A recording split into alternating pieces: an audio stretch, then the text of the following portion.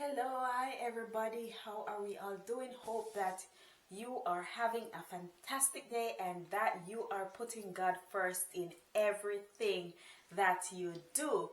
So today I want to start a new series. The fact that February being is Black History Month, I want to mix within my videos for this month a little farming, a little here, and a little history, just to recognize Black history and hope that that will bring another vibe to the channel.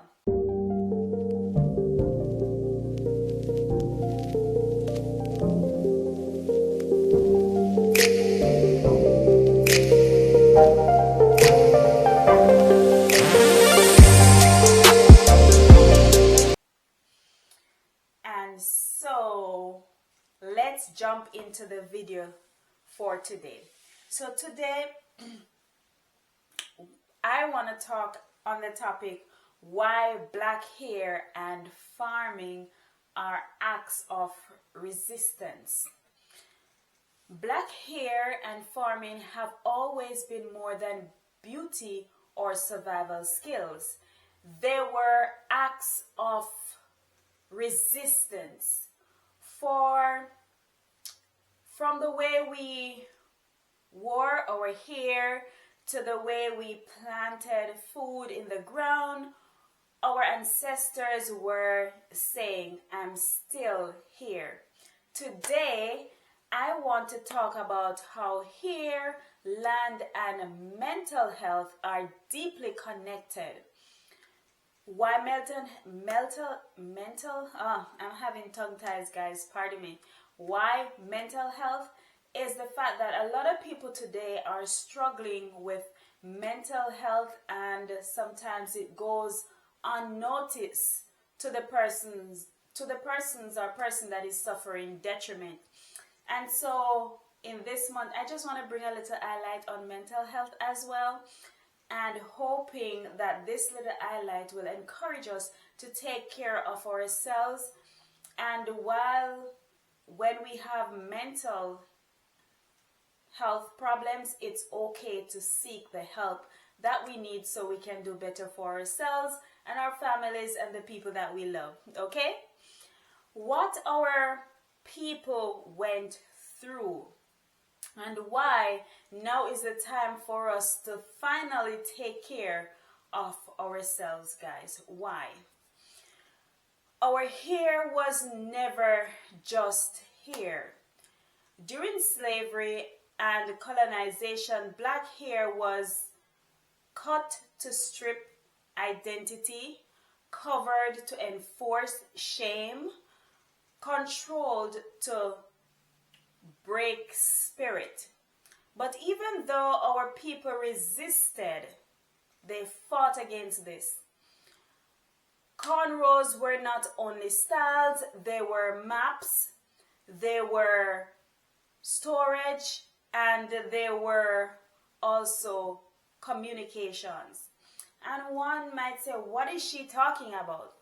But as soon as we get further into the video, they will just unravel themselves and you will understand. So braids held seeds, and that's why they were stored. They used to hide seeds in their braids so that when they get to where they're going, they were able to plant. They had seeds to plant. Braids held stories. Braids held a culture when everything else was taken away. Hair was still there, bringing our culture alive. Wearing our hair today, natural, locked, braided, is not just a trend. It is a communication of survival.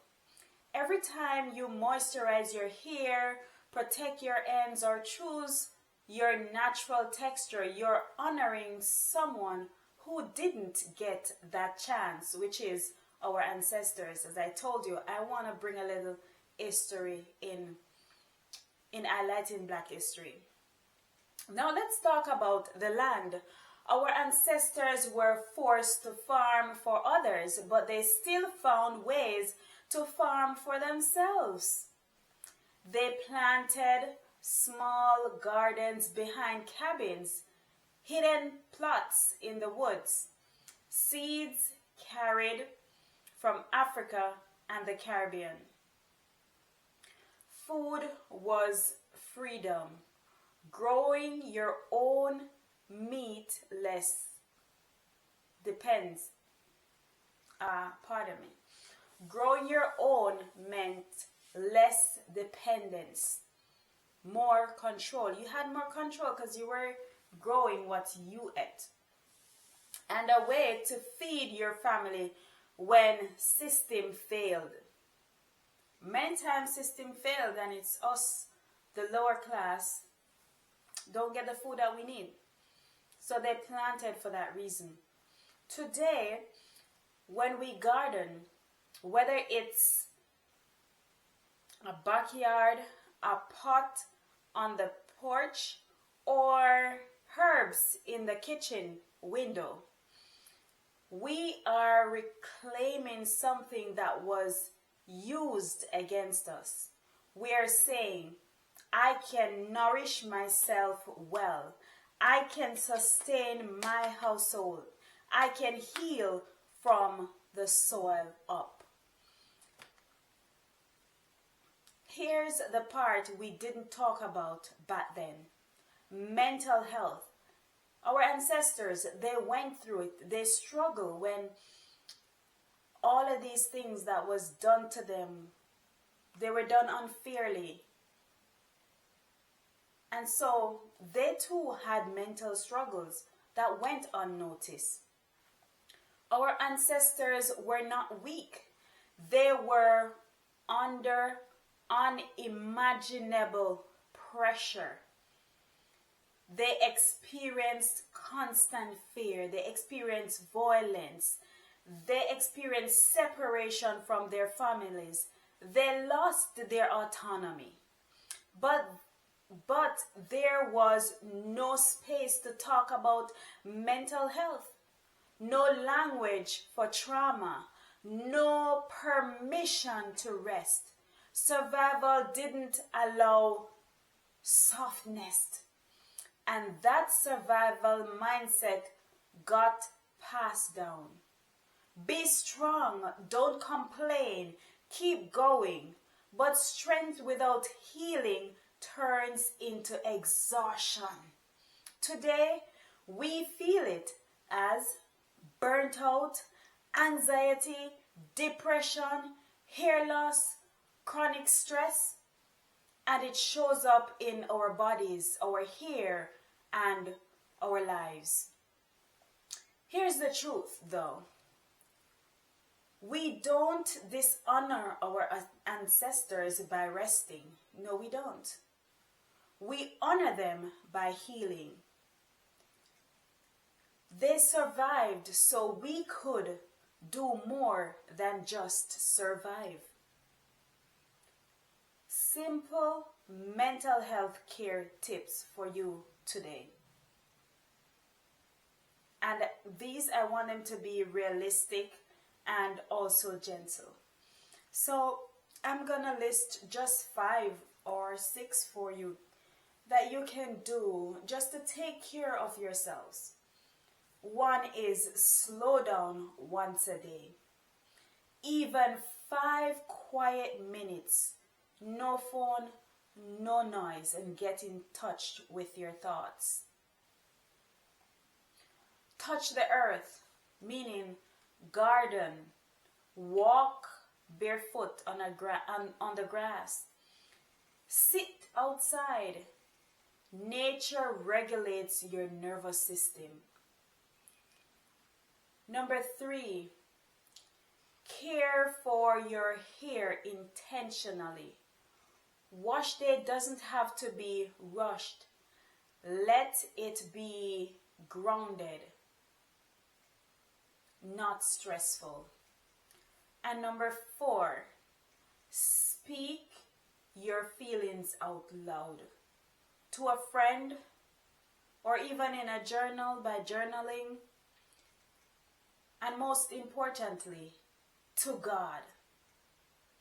Silence keeps pain trapped. And number 5, give yourself permission to rest. Rest is not laziness. Rest is repair. And so, in closing, black hair is resistance. Forming is resistance. And now, healing is resistance too. Take care of your mental health is a revolutionary in a world that expects us to break.